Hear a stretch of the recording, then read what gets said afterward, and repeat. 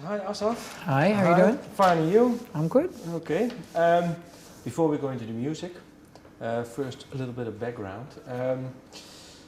I don't know if it's true, but I read in your bio that that your parents that you lived with your parents for 4 years in Jamaica. Kingston, Jamaica. How old were you back then? I was 7 until 11, 4 years. And what are your thoughts on Jamaica? Well, there's plenty. I mean, it's basically my whole childhood, as I remember it, was on that island, and I remember pretty much everything about it. But most of all, I guess I was a kind of a lonely kid. But yeah, Jamaica. I think the irony is that being a white Jewish kid in a mostly black Christian community, nobody ever made me feel an outsider. And it's funny how only when I went back to Israel, because Israel is an immigrant country, there's so many different groups of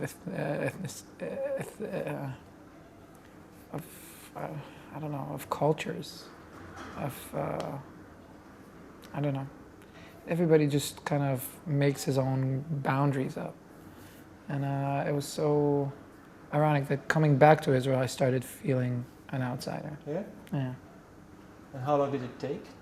Do you still feel outsider? Yeah, I think so.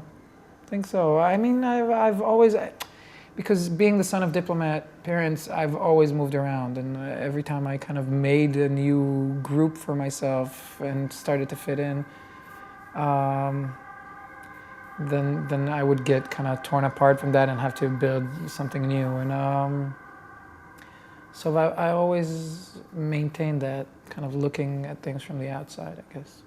And what did it do to you as a person? Made me wiser and sadder. I don't know. It just made me less conformist.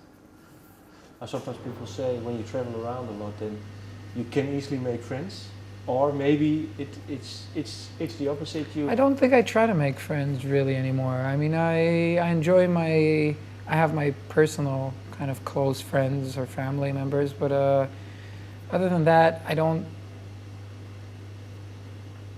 know.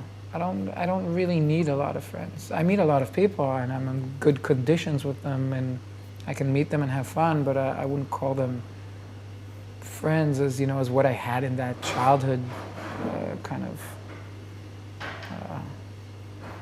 how you define friends as a kid. Do you still see those people that you met in Jamaica? In Jamaica, no. No. Do you still, maybe email? Or? Nah, even on Facebook, I didn't try to find it. Music-wise, did Jamaica have some sort of influence? Of course, the reggae and the ska. Yeah, well, I heard it for 4 years straight, but there was nothing that stayed. I was 11 when I left, so kind of the music. When you're a teenager and you find the music that defines who you are, it was a bit later. It was always something to do with rock and that, blues and rock and that kind of genre. When did you start playing an instrument? Really started playing probably 6 years ago. 6 years ago. About the age of 26, something like that, late 26. And before that, did you do any musical?